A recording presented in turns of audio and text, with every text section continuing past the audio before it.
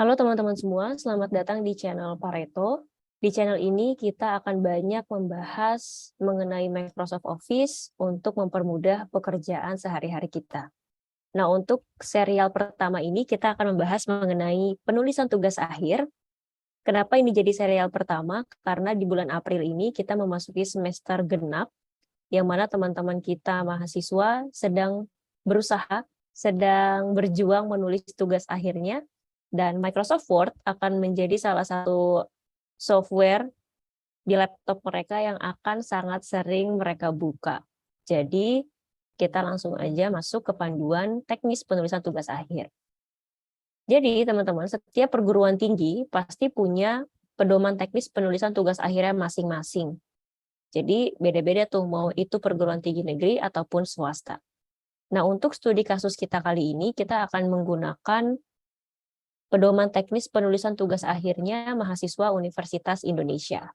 Ada di Keputusan Rektor UI nomor 2143/SK/R/UI tahun 2017. Nah, buat teman-teman Universitas Indonesia ataupun teman-teman yang lain yang kebetulan secara garis besar kerangka tugas akhirnya itu sama, bisa menggunakan pedoman ini.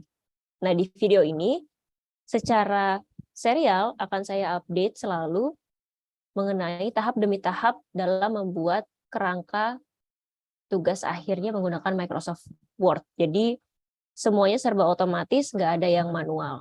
Harapannya akan membantu teman-teman dalam penulisan tugas akhirnya supaya lebih lancar. Nah, kita akan bahas dulu ke bagian pertama.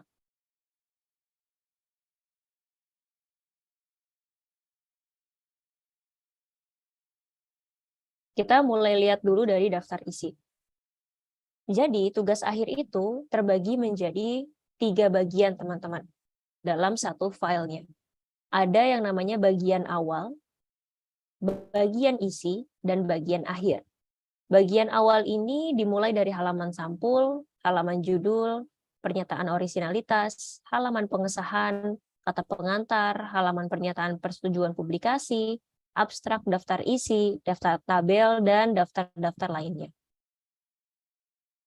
Bagian isi itu mulai dari bab 1, pendahuluan biasanya, bab 2, literatur review atau tinjauan pustaka, bab 3, metodologi, bab 4, pembahasan, bab 5, kesimpulan dan saran. Nah, untuk bagian isi ini biasanya setiap universitas, bahkan setiap fakultas itu bisa beda-beda lagi tuh. Di dalamnya ada berapa bab. Jadi kita sesuaikan nanti dengan fakultasnya teman-teman. Kita akan buat video ini secara general. Nah, yang terakhir itu adalah bagian akhir. Bagian akhir itu adalah daftar referensi atau daftar pustaka dan lampiran-lampiran. Jadi perlu teman-teman ketahui, dalam satu dokumen tugas akhir itu terbagi menjadi 3. Bagian awal, bagian isi, dan bagian akhir. Lalu nanti ada ketentuan-ketentuan penulisan akhirnya mengenai ukuran kertasnya, font yang digunakan, lalu berapa tingkat heading yang digunakan, dan kita akan bahas semuanya di video kali ini.